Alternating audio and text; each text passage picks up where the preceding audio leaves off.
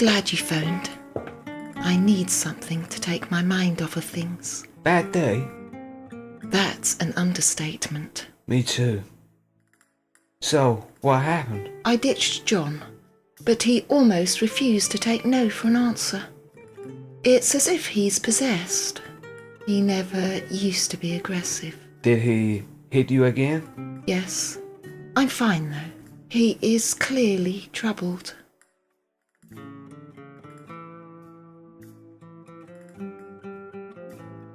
I can't understand why anyone would want to hurt you. I know. You're a nice guy. Incidentally, I got hold of some movies. The old horror classics. You mentioned you liked Bram Stoker and Mary Shelley. I admit. I haven't actually read their work myself, though. That's incredibly thoughtful of you. I love old movies. There's something almost magical about them. Indeed, there certainly is. Let's continue our conversation in comfort. Yes.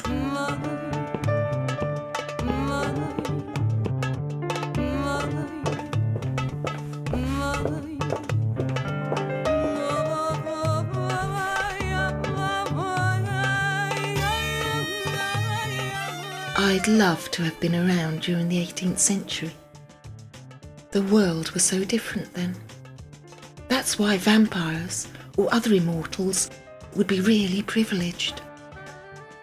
To witness the world changing throughout the centuries.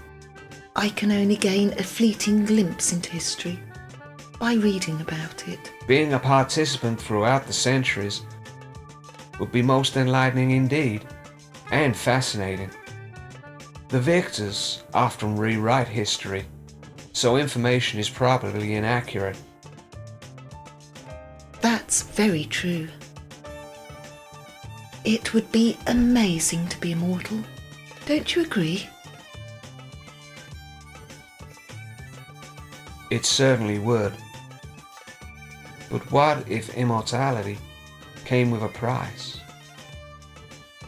For instance, vampires and their requirement for human vitae to survive.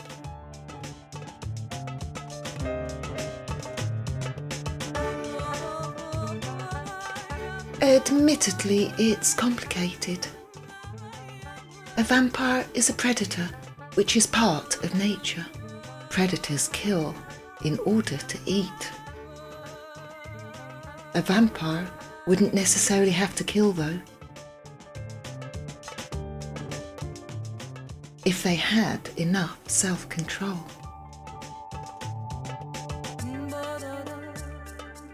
But what if this compulsion was too strong?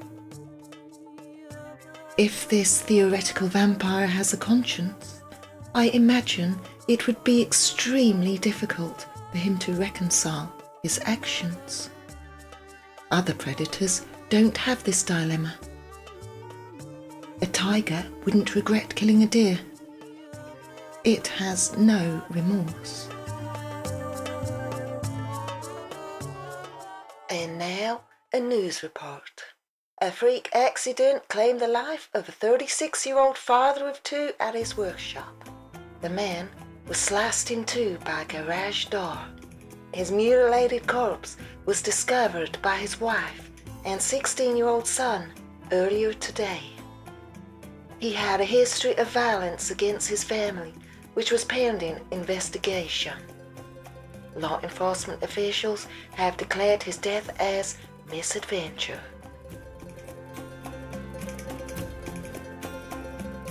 How awful! That poor man. Indeed. He seemed a jackass though, especially if he was violent towards his own family. Even so, no one deserves to die so horribly. He probably wasn't expecting that at all. Indeed. I suspect not.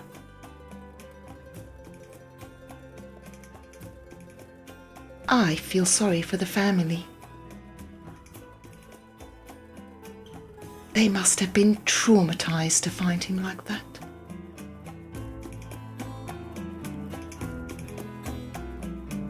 Are you okay? You seem a little subdued. I'm fine. Honestly. I can see how it has affected you. What do you mean? Well, you're clearly a sensitive guy. If Isabel knew the truth, that I've killed over 60 people, she would despise me. She is a manifestation of purity and innocence. She must never learn my secret. Logic dictates that I shouldn't get close to anyone. However, it's far too late.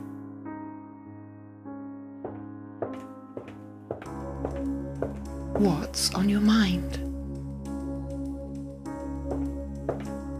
You seem very pensive.